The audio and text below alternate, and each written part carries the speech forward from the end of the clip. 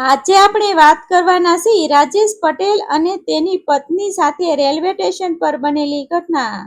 ગુજરાતના દક્ષિણ ભાગમાં આવેલું એક નાનું ગામ, જ્યાં સવાર પડતા જ ખેતરોમાં પક્ષીઓનો કલરવ સંભળાતો, મંદિરમાંથી ઘંટના મધુર અવાજ આવતા અને લોકો પોતાના પરસેવાની કમાણીમાં સુખ શોધતા હતા. આ જ ગામમાં રહેતો હતો રાજેશ પટેલ. ગરીબ પરિવારનો હોવા છતાં રાજેશ ખૂબ જ મહેનતુ અને સીધો માણસ હતો. તેના પિતા ખેતી કરતા હતા, પરંતુ સતત પડેલા દુષ્કાળ અને દેવાના ભારને કારણે આખા પરિવારની સ્થિતિ ખૂબ ખરાબ થઈ ગઈ હતી. રાજેશના લગ્ન સીમા સાથે થયા હતા. સીમા ખૂબ જ સંસ્કારી અને સમજદાર સ્ત્રી હતી. લગ્ન પછી બંનેએ ઘણી આશાઓ સાથે પોતાનું જીવન શરૂ કર્યું, પરંતુ ઘરની પરિસ્થિતિ દિવસે ને દિવસે વધુ ખરાબ થતી ગઈ.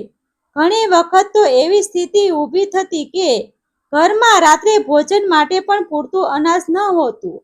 એક સાંજે રાજેશ ઘરની બહાર બેઠો હતો.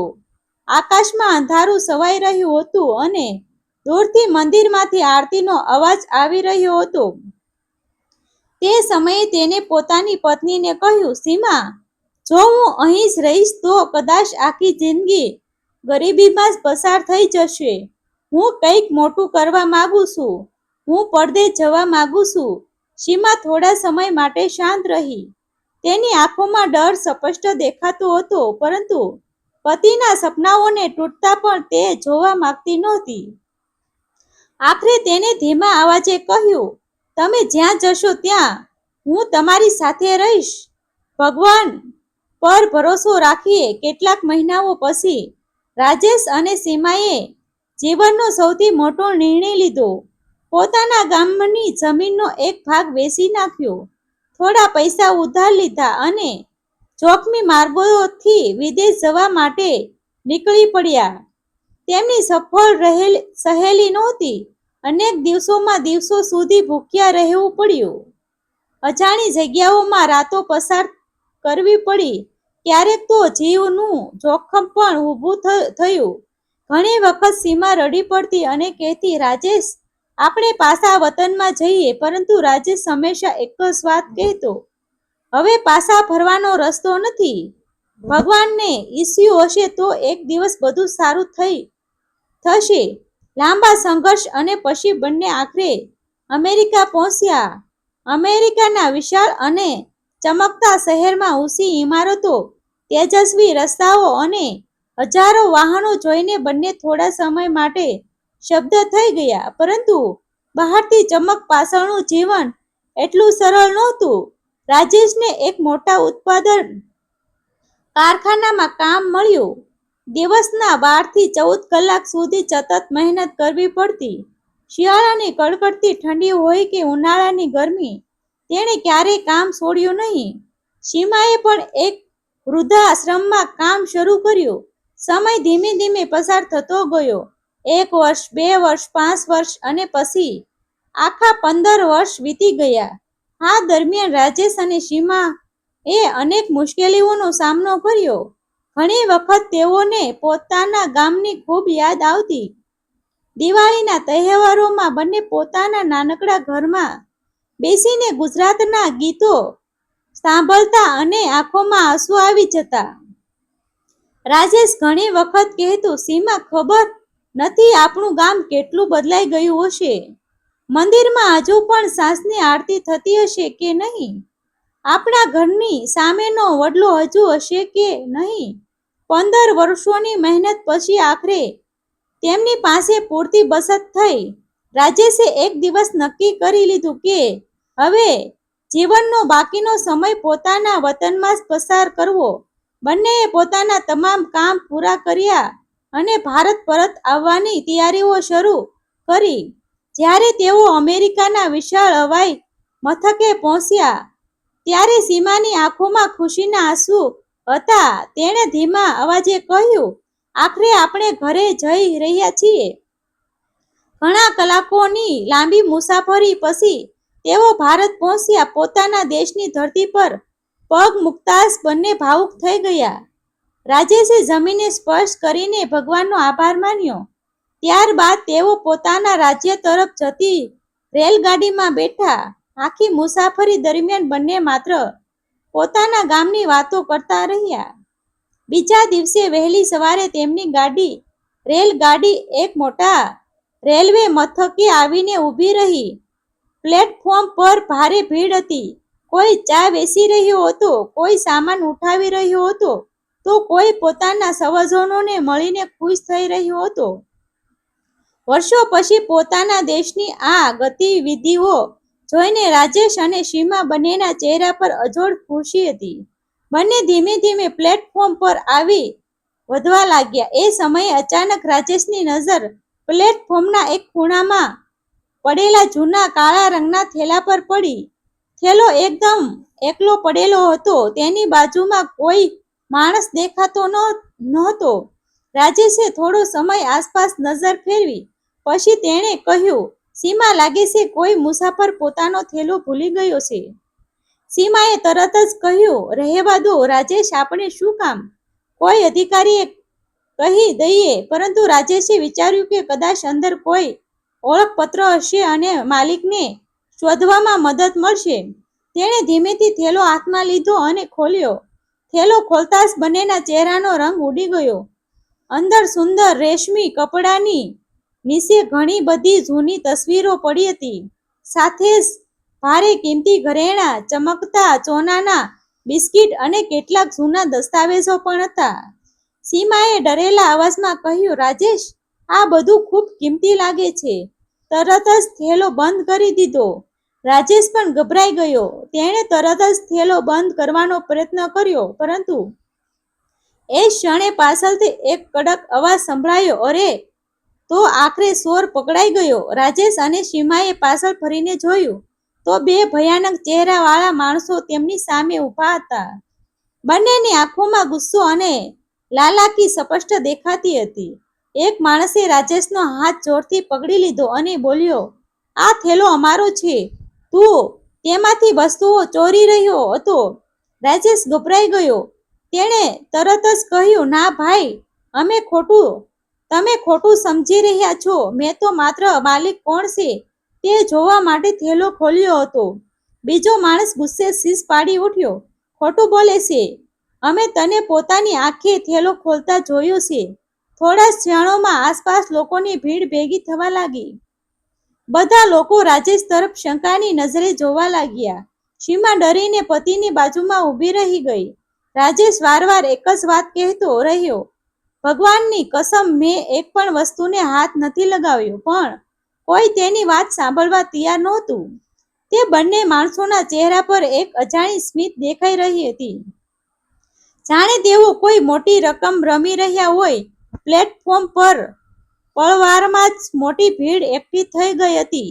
વર્ષો પછી પોતાના દેશની ધરતી પર પગ મૂકનાર રાજેશને હજુ સુધી સમજાતું નહોતું કે આખરે તેની સાથે આ બધું શું થઈ રહ્યું છે. થોડા સમય પહેલા જે ચહેરા પર વતનમાં પાછા ફરવાની ખુશી દેખાતી હતી, તે હવે ડર, ચિંતા અને અપમાનથી ભરાઈ ગયો હતો.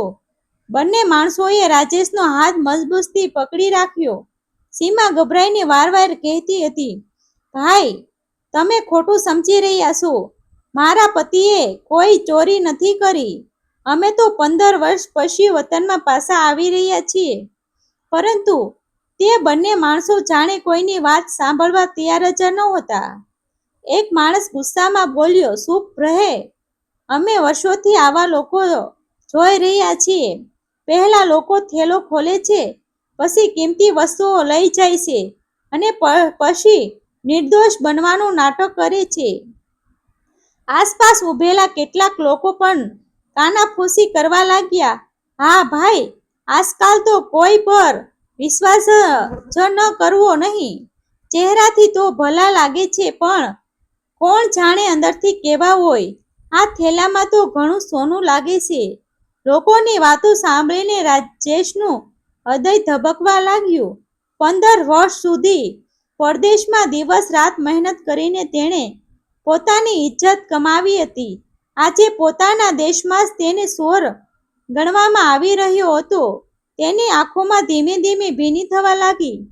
એવામાં એક માણસે સીમાના ગળામાં પહેરેલા ઘરેણાં તરફ જોઈને કહ્યું, લાગે છે આ બંને પહેલાથી જ ઘણી વસ્તુઓ ચૂક્યા છે. હવે સારું એ છે કે થેલામાં જે છે તે બધું અમને પાછું આપી દો અને તમારી પાસે જે ઘરેણાં છે તે પણ અહીં મૂકી દો. સીમા આ સાંભળીને એકદમ ચોંકી ગઈ. શું આ તો મારા લગ્નના ઘરેણાં છે? તમે આમ કેવી રીતે કહી શકો? બીજો માણસ ધમકી ભર્યા અવાજમાં બોલ્યો, જો શાંતિથી બધું નહીં આપો તો અમે અત્યારે જ પોલીસને બોલાવી દઈશું. પછી આખી જિંદગી જેલમાં સડતા રહેશો. રાજેશના પગ નીચેની જાણે જમીન સરકી ગઈ. તેના મગજમાં અનેક વિચારો એકસાથે દોડવા લાગ્યા. તેને અમેરિકામાં વિતાવેલા વર્ષો યાદ આવવા લાગ્યા. તેને યાદ આવ્યું કે કેવી રીતે તેણે કડકડતી ઠંડીમાં કામ કર્યું હતું, કેવી રીતે ઘણા દિવસો સુધી બીમાર હોવા છતાં કામ પર જવું પડતું હતું, કેટલાક તહેવારો પરિવાર વગર પસાર કર્યા હતા, કેટલાય અપમાનો સહન કર્યા હતા, માત્ર એટલા માટે કે એક દિવસ તે પોતાની પત્ની સાથે ગૌરવપૂર્વક પોતાના ગામમાં પરત ફરી શકે. આજે પોતાના દેશને રેલવે મથક પર લોકો તેને ચોર કહી રહ્યા હતા. રાજેશના હાથ કપવા લાગ્યા. તેણે બંને હાથ જોડીને કહ્યું, ભાઈ, ભગવાનની સાક્ષી રાખીને કહું છું કે મેં એક પણ વસ્તુ લીધી નથી. હું તો માત્ર માલિકને શોધવા માટે થેલો ખોલ્યો હતો. જો તમને લાગે છે કે મેં કંઈક ખોટું કર્યું છે તો પોલીસને બોલાવી લો, પરંતુ મારા પર ખોટો આરોપ ન લગાવો. પણ બંને માણસો હજુ પણ સતત બૂમો પાડતા રહ્યા. જુઓ, હવે નાટક કરે છે. આવા લોકો સમાજને ખરાબ કરે છે. 15 વર્ષ પછી આવ્યો છે એટલું શું? સોરી તો સોરી જ કહેવાય. આ શબ્દ સાંભળીને રાજેશની આંખોમાં આંસુ વહેવા લાગ્યા. આખરે તે પ્લેટફોર્મ પર જ નીચે બેસી ગયો અને બંને હાથથી પોતાનો ચહેરો ઢાંકી રડવા લાગ્યો. સીમા પણ પતિની બાજુમાં બેસી ગઈ. વર્ષો પછી વતનમાં પાછા ફરવાની તેમની ખુશી માત્ર થોડા જ મિનિટોમાં દુઃખમાં ફેરવાઈ ગઈ હતી. આ બધું દૂર એક બેન્ચ પર બેઠેલી એક વૃદ્ધ મહિલા ઘણા સમયથી જોઈ રહી હતી. તેમના વાળ સંપૂર્ણ સફેદ હતા, ચહેરા પર ઉંમરની કરકસરીઓ હતી, પરંતુ તેમની આંખોમાં અજોડ તેજ હતું. તેઓ ધીમે ધીમે ઊભી થઈ. લોકો હજુ પણ રાજેશ પર આરોપ લગાવી રહ્યા હતા. એવામાં અચાનક વૃદ્ધ મહિલાનો અવાજ સંભળાયો, બસ કરો. તેમનો અવાજ એટલો દમદાર હતો કે થોડા સમય માટે આખું પ્લેટફોર્મ શાંત થઈ ગયું. બધાની નજર હવે વૃદ્ધ મહિલા તરફ ગઈ. તેઓ ધીમે ધીમે રાજેશ પાસે આવીને ઊભી રહી અને બોલી, આ માણસ નિર્દોષ છે. આ સાંભળીને બંને ગુંડાઓના ચહેરાનો રંગ બદલાઈ ગયો. એક માણસ ગુસ્સામાં બોલ્યો, માસી, તમે શું બોલો છો? તમે આખી ઘટના જોઈ છે? વૃદ્ધ મહિલાએ શાંતિથી જવાબ આપ્યો, હા, હું છેલ્લા અડધા કલાકથી અહીં બેઠી છું. મેં બધું પોતાની આંખે જોયું છે. ભીડમાં ફરીથી કાનાફૂસી શરૂ થઈ ગઈ.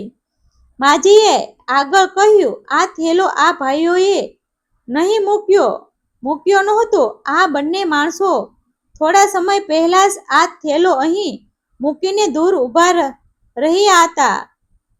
તેઓ વારવાર આજુબાજુ જોઈ રહ્યા હતા. જ્યારે આ ભાઈ અને તેની પત્ની અહીં આવ્યા ત્યારે જ તેઓ ખાસ ધ્યાન આપવા લાગ્યા.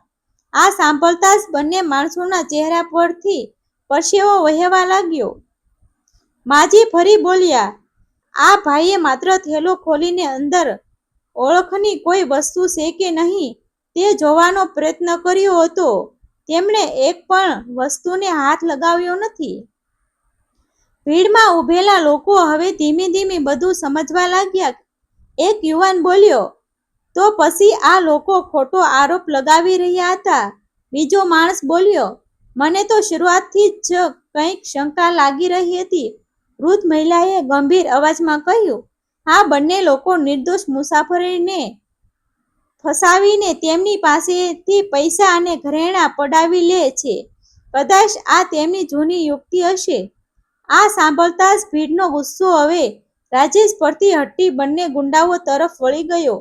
એક માણસ ગુસ્સે બોલ્યો, અરે, એટલે તમે લોકો આ દંપતીને લૂંટવાનો પ્રયાસ કરી રહ્યા હતા? બીજો બોલ્યો, પોલીસને બોલાવો. આ સાંભળતા જ બંને ગુંડાઓના ચહેરા સંપૂર્ણ ફીકા પડી ગયા. તેઓએ એકબીજા સામે નજર કરી. હવે તેમને સમજાઈ ગયું હતું કે તેમનો ખેલ પકડાઈ ગયો છે. એક ગુંડાએ ધીમેથી પાછળ ખસવાનો પ્રયાસ કર્યો. બીજાએ પણ ભીડમાંથી બહાર નીકળવાનો રસ્તો શોધવા લાગ્યો. પણ હવે આસપાસ ઊભેલા લોકો સંપૂર્ણ સાવચેત થઈ ગયા હતા. રાજેશ ધીમે ધીમે ઊભો થયો. તેની આંખોમાં હજુ પણ આંસુ હતા, પરંતુ હવે તેને સમજાઈ ગયું હતું કે ભગવાને યોગ્ય સમયે એક સાક્ષીને તેની મદદ માટે મોકલી હતી. તે વૃદ્ધ મહિલાના પગ પાસે હાથ જોડીને ઊભો રહી ગયો, પરંતુ હજુ પણ આખી સચ્ચાઈ બહાર આવવાની બાકી હતી. પ્લેટફોર્મ પરનું વાતાવરણ હવે સંપૂર્ણપણે બદલાઈ ગયું હતું. થોડા સમય પહેલા જે લોકો રાજેશને શંકાની નજરે જોઈ રહ્યા હતા, એ જ લોકો હવે બંને ગુંડાઓને ઘેરીને ઊભા હતા. રાજેશની આંખોમાંથી હજુ પણ આંસુ વહેતા હતા. 15 વર્ષ સુધી પરદેશમાં મહેનત કરીને પોતાના વતનમાં પરત ફરેલા માણસ માટે આ ક્ષણ ખૂબ જ દુઃખદ હતી. પરંતુ ભગવાને યોગ્ય સમયે સત્યને બહાર લાવવા માટે એક સાક્ષી મોકલી હતી. વૃદ્ધ મહિલાએ ફરીથી ડઢ અવાજમાં કહ્યું, મેં તમારી સામે જોયું છે. આ બંને માણસોએ જ આ થેલો અહીં મૂકી દીધો હતો. તેઓ ઘણા સમયથી કોઈ ભોળા માણસની રાહ જોઈ રહ્યા હતા. આ ભાઈ માત્ર મદદ કરવા માટે થેલો ખોલવા લાગ્યા હતા. ભીડમાં ઊભેલા એક યુવાને તરત જ કહ્યું, હવે પોલીસને બોલાવવી જોઈએ. આ શબ્દ સાંભળતા જ બંને ગુંડાઓ ગભરાઈ ગયા. તેમના ચહેરા પરથી સ્પષ્ટ દેખાતું હતું કે હવે તેમની ચાલાકી કામ નહીં કરે. એક માણસ ધીમે ધીમે પાછળ ખસવા લાગ્યો. બીજો માણસ પોતાની નજર નીચે કરીને ઊભો રહ્યો. એવામાં રાજેશ ધીમેથી તે કાળો થેલો ફરી એકવાર હાથમાં લીધો. હવે તે માત્ર પોતાની નિર્દોષતા સાબિત કરવા માટે જ નહીં, પરંતુ આખી સચ્ચાઈ જાણવા પણ ઈચ્છતો હતો. તેણે ફરીથી થેલો ખોલ્યો. અંદર પડેલી જૂની તસવીરો પર તેની નજર પડી. એક તસવીર હાથમાં લેતા જ રાજેશ અચાનક સ્થિર થઈ ગયો. તેની આંખો પહોળી થઈ ગઈ. સીમાએ આશ્ચર્યથી પૂછ્યું, શું થયું રાજેશ? રાજેશ કપતા હાથથી તસવીર આગળ ધરી. તસવીરમાં એક વૃદ્ધ દંપતી ઊભું હતું. તેમની પાછળ ગુજરાતના એક જૂના મકાનનો ફોટો દેખાતો હતો. રાજેશ ધીમા અવાજમાં બોલ્યો, આ ચહેરો તો મને ઓળખાય છે. આસપાસ ઊભેલા લોકો પણ આશ્ચર્યથી રાજેશ તરફ જોવા લાગ્યા. થોડા સમય પછી રાજેશે કહ્યું, આ લોકો તો આપણા ગામની બાજુના ગામમાં રહેતા રમણલાલ કાકા અને કાંતાબા જેવા લાગે છે. ઘણા વર્ષો પહેલા અચાનક તેઓ ગુમ થઈ ગયા હતા. લોકો કહેતા હતા કે તેમની પાસે ઘણી મિલકત અને ઘરેણાં હતા. આ સાંભળીને વૃદ્ધ મહિલાના ચહેરા પર આશ્ચર્ય છવાઈ ગયું. ત્યારે થેલામાંથી એક જૂનો કાગળ નીચે પડી ગયો. રાજેશે તે કાગળ ઉઠાવ્યો. તે કોઈ મિલકતના દસ્તાવેજ જેવા લાગતા હતા. ભીડમાં ઊભેલા એક શિક્ષિત વ્યક્તિએ તે કાગળ વાંચવાનું શરૂ કર્યું. થોડા જ પળોમાં તેણે આશ્ચર્યથી કહ્યું, અરે, આ તો ખરેખર એક મોટા મકાન અને જમીનના દસ્તાવેજો છે. આ થેલો સામાન્ય નથી. હવે બધાની નજર બંને ગુંડાઓ પર હતી. એક માણસ ગુસ્સામાં બોલ્યો, સાચું કહો, આખરે આ થેલો ક્યાંથી આવ્યો? બંને ગુંડાઓ હવે સંપૂર્ણપણે ગભરાઈ ગયા હતા. એવામાં રેલવે સુરક્ષા કર્મચારીઓ પણ ત્યાં પહોંચી ગયા. ભીડ જોઈને તેઓએ તરત જ બંને માણસોને પકડી લીધા. થોડા સમય સુધી પૂછપરછ કર્યા પછી આખરે બંનેમાંથી એક માણસ તૂટી પડ્યો. તે રડતા રડતા બોલ્યો, સાહેબ, અમે ઘણા સમયથી લોકો સાથે છેતરપિંડી કરીએ છીએ. આ થેલો અમને થોડા સમય પહેલા એક જૂના મકાનમાંથી મળ્યો હતો. અમે વિચાર્યું હતું કે વસ્તુઓનો ઉપયોગ કરીને કોઈ મુસાફરને ફસાવીને પૈસા અને ઘરેણાં પડાવી લઈએ. આ સાંભળીને સમગ્ર પ્લેટફોર્મ પર સન્નાટો છવાઈ ગયો. રાજેશ અને સીમા એકબીજા સામે જોવા લાગ્યા. વૃદ્ધ મહિલાએ ધીમેથી કહ્યું, જુઓ બેટા, ભગવાનના ઘરમાં મોડું થાય છે પરંતુ અંધેર નથી થતું. રાજેશની આંખોમાં ફરીથી આંસુ આવી ગયા. થોડા સમય પહેલા જ તેને ચોર કહેવામાં આવ્યો હતો. હવે એ જ લોકો તેની પાસે આવીને માફી માંગી રહ્યા હતા. એક વૃદ્ધ માણસ આગળ આવ્યો અને બોલ્યો, ભાઈ, અમને માફ કરજો. અમે તમારી વાત સાંભળવા વગર તમને દોષી માની લીધા. બીજા લોકોએ પણ માથું ઝુકાવી લીધું. રાજેશે આંખો લૂસીને માત્ર એટલું જ કહ્યું, મને કોઈ સામે ગુસ્સો નથી. હું તો માત્ર એટલું જ ઈચ્છું છું કે કોઈ નિર્દોષ માણસ સાથે ફરી આવું ન બને. આ સાંભળીને ઘણા લોકોની આંખો ભીની થઈ ગઈ. ત્યારબાદ સુરક્ષા કર્મચારીઓએ બંને ગુંડાઓને પોતાની સાથે લઈ ગયા. વૃદ્ધ મહિલાએ રાજેશના માથા પર હાથ ફેરવ્યો અને કહ્યું, બેટા, 15 વર્ષ પરદેશમાં રહીને પણ તું તારી ઈમાનદારી ભૂલ્યો નથી. એ જ તારી સૌથી મોટી કમાણી છે. રાજેશ હવે પોતાને રોકી શક્યો નહીં. તે વૃદ્ધ મહિલાના પગે પડી ગયો. માજી, આજે તમે ન હોત તો કદાચ મારી આખી જિંદગી બરબાદ થઈ જાત. માજીની આંખોમાં પણ આંસુ આવી ગયા. બેટા, મેં માત્ર સત્યનો સાથ આપ્યો છે. થોડા સમય પછી રાજેશ અને સીમા ફરીથી પોતાના સામાન સાથે સ્ટેશનની બહાર નીકળવા લાગ્યા. સાંજનો સમય થઈ રહ્યો હતો. હવામાં પોતાના વતનની સુગંધ હતી. રસ્તા પર ચાલતા ચાલતા રાજેશે આકાશ તરફ જોયું. તેને અમેરિકામાં વિતાવેલા 15 વર્ષ યાદ આવવા લાગ્યા. બરફવાળી રાતો, ભૂખ્યા રહીને કરેલી મહેનત, તહેવારોમાં પરિવારની યાદ. આજે પોતાના દેશની ધરતી પર ઊભો હતો. સીમાએ ધીમેથી પૂછ્યું, શું વિચારો છો? રાજેશે હળવું સ્મિત કરીને જવાબ આપ્યો, હું વિચારું છું કે પૈસા કમાવા માટે આપણે 15 વર્ષ ખર્ચી દીધા, પરંતુ આજે સમજાઈ ગયું કે દુનિયાની સૌથી મોટી સંપત્તિ ઈમાનદારી અને સારા કર્મ છે. થોડા કલાકો સુધી મુસાફરી પછી આખરે બંને પોતાના ગામની સીમા પાસે પહોંચ્યા. ગામના કાચા રસ્તાઓ, જૂનું મંદિર, વડનું ઝાડ અને બાળપણની યાદો જોઈને બંનેની આંખોમાં ખુશીના આંસુ આવી ગયા. ગામના લોકો જ્યારે રાજેશને જોયો ત્યારે તેઓ આશ્ચર્યમાં પડી ગયા. અરે, રાજેશ આવી ગયો! 15 વર્ષ પછી પાછો આવ્યો! થોડી જ વારમાં આખું ગામ ભેગું થઈ ગયું. વર્ષો પછી પોતાના લોકો વચ્ચે ઊભા રહીને રાજેશને એવું લાગ્યું જાણે તેની જિંદગીનો સૌથી મોટો ખજાનો તેને પાછો મળી ગયો હોય. તેની આંખો ફરી ભીની થઈ ગઈ. તે ધીમેથી બોલ્યો, પરદેશ માણસને પૈસા આપી શકે છે, પરંતુ પોતાના લોકોને પ્રેમ અને પોતાના વતનની માટીની સુગંધ દુનિયાની કોઈ સંપત્તિ આપી શકતી નથી. દૂર મંદિરમાં સાંજની આરતી શરૂ થઈ ગઈ હતી. ઘંટનો અવાજ સમગ્ર ગામમાં ગુંજી રહ્યો હતો. રાજેશે બંને હાથ જોડીને ભગવાનનો આભાર માન્યો, કારણ કે 15 વર્ષ પછી વતનમાં પરત ફરેલા આ માણસને ભગવાનને માત્ર પોતાનું ગામ જ નહીં પરંતુ એક મોટો જીવનપાઠ પણ આપ્યો હતો. સત્યને થોડા સમય માટે દબાવી શકાય, પરંતુ તેને હરાવી શકાય નહીં. ગામમાં પરત ફર્યાને હવે 3 દિવસ વીતી ગયા હતા. રાજેશ અને સીમા ધીમે ધીમે પોતાના જૂના જીવનમાં ફરીથી ભળી રહ્યા હતા.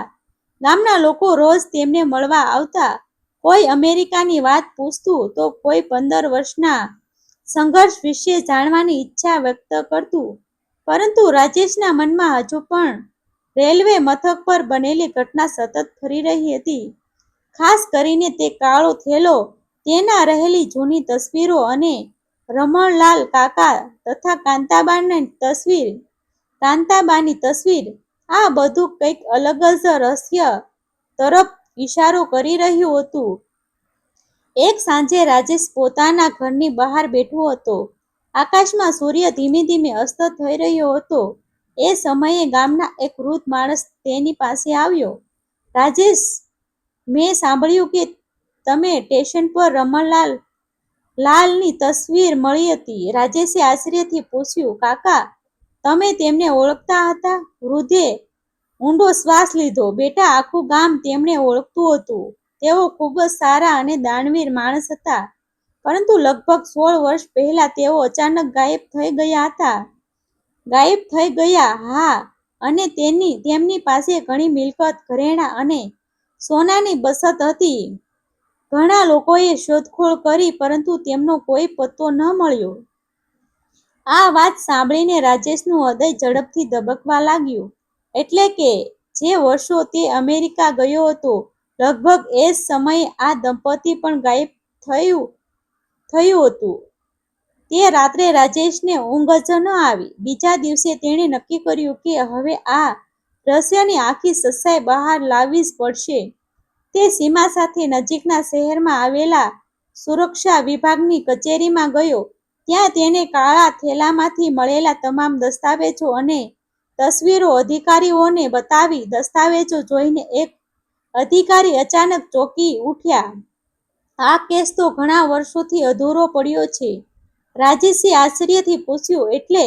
અધિકારીએ ધીમા અવાજમાં કહ્યું, રમણલાલ અને કાંતાબાના ગુમ થવાનો કેસ ક્યારેય ઉકેલાયો નહોતો, પરંતુ અમને હંમેશા શંકા હતી કે તેમની મિલકત પર કોઈની નજર હતી. આ સાંભળીને રાજેશ અને સીમા એકબીજા સામે જોવા લાગ્યા. થોડી તપાસ પછી એક ચોંકાવનારી હકીકત સામે આવી. ગામના જ બે લોકો વર્ષો પહેલા રમણલાલ કાકાની મિલકત હડપ કરવામાં માંગતા હતા. જ્યારે તેઓ સફળ ન થયા ત્યારે દંપતી અચાનક ગાયબ થઈ ગયું. વર્ષો પછી તેમનો કાળો થેલો એક જૂના ખંડેરમાંથી મળ્યો હતો. અધિકારીઓએ તરત જ તપાસ શરૂ કરી. થોડા દિવસોમાં સમગ્ર વિસ્તારમાં ખળભળાટ મચી ગયો. જૂના સાક્ષીઓ સામે આવ્યા. નવા પુરાવા મળ્યા. આખરે 16 વર્ષ જૂનું રહસ્ય ખુલવા લાગ્યું. આ સમાચાર ઝડપથી આસપાસના ગામોમાં ફેલાઈ ગયા. લોકો કહેવા લાગ્યા, જો રાજેશ તે દિવસે કાળો થેલો ન ખોલ્યો હોત તો કદાચ આ સત્ય ક્યારેય બહાર ન આવ્યું હોત. થોડા સમય પછી અધિકારીઓ ફરી ગામમાં આવ્યા. તેઓએ જાહેરમાં રાજેશનો આભાર માન્યો. એક અધિકારીએ કહ્યું, ક્યારેક ભગવાન કોઈ સામાન્ય માણસને અસામાન્ય કામ માટે પસંદ કરે છે. તમે ઈમાનદારી દાખવી અને વર્ષો જૂના રહસ્યને બહાર લાવવામાં મદદ કરી. આ સાંભળીને રાજેશની આંખો ભીની થઈ ગઈ. તે ધીમેથી બોલ્યો, મેં તો માત્ર મારું કર્તવ્ય કર્યું છે. ગામના લોકો ગર્વથી તેની તરફ જોઈ રહ્યા હતા. જે માણસ 15 વર્ષ પહેલા ગરીબીના કારણે વતન છોડીને ગયો હતો, એ જ માણસ આજે પોતાના ગામમાં સન્માનનું પ્રતીક બની ગયો હતો. સાંજે સમગ્ર ગામના લોકો મંદિરમાં ભેગા થયા. મંદિરના ઘંટના અવાજ વચ્ચે ગામના વૃદ્ધ સરપંચે કહ્યું, પૈસા કમાવા ઘણા લોકો પરદેશ જાય છે, પરંતુ ઈમાનદારી અને માનવતા લઈને પાછા ફરનાર લોકો બહુ ઓછા હોય છે. આ શબ્દ સાંભળીને સમગ્ર વાતાવરણ ભાવુક બની ગયું. રાજેશ આકાશ તરફ જોયું. તેને પોતાના સંઘર્ષના તમામ દિવસો યાદ આવી ગયા. ભૂખ, મહેનત, અપમાન, કેટલાક અને પછી આ અદ્ભુત ઘટના. તેના હોઠ પર હળવું સ્મિત લાવી ગયું. તે મનમાં બોલ્યો, ભગવાન, તમે મને સમજાવ્યું કે જીવનમાં કંઈ પણ વ્યર્થ નથી થતું. દરેક ઘટનાની પાછળ કોઈને કોઈ કારણ જરૂર હોય છે. દૂર આકાશમાં સૂર્ય અસ્ત થઈ રહ્યો હતો. ગામમાં ફરી એકવાર મંદિરની આરતી શરૂ થઈ. હવામાં પોતાની માટીની સુગંધ ભળી રહી હતી. રાજેશને એવું લાગ્યું કે 15 વર્ષ પછી તેની સફર હવે સાચા અર્થમાં પૂર્ણ થઈ હતી. કારણ કે તેને માત્ર પોતાનું વતન જ નહીં મેળવ્યું હતું, પરંતુ પોતાના જીવનનો સાચો અર્થ પણ શોધી લીધો હતો. સત્ય, ઈમાનદારી અને સારા કર્મનો માર્ગ ભલે મુશ્કેલ હોય, પરંતુ અંતે જીત હંમેશા તેમની જ થાય છે. આ સ્ટોરી મનોરંજન અને પ્રેરણાના હેતુથી રજૂ કરવામાં આવી છે.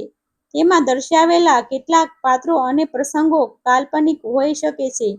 કોઈ વ્યક્તિ, સ્થળ અથવા ઘટનાની સમાનતા માત્ર સહયોગ માનવી. આભાર મિત્રો. ગમે તો શેર કરી દેજો.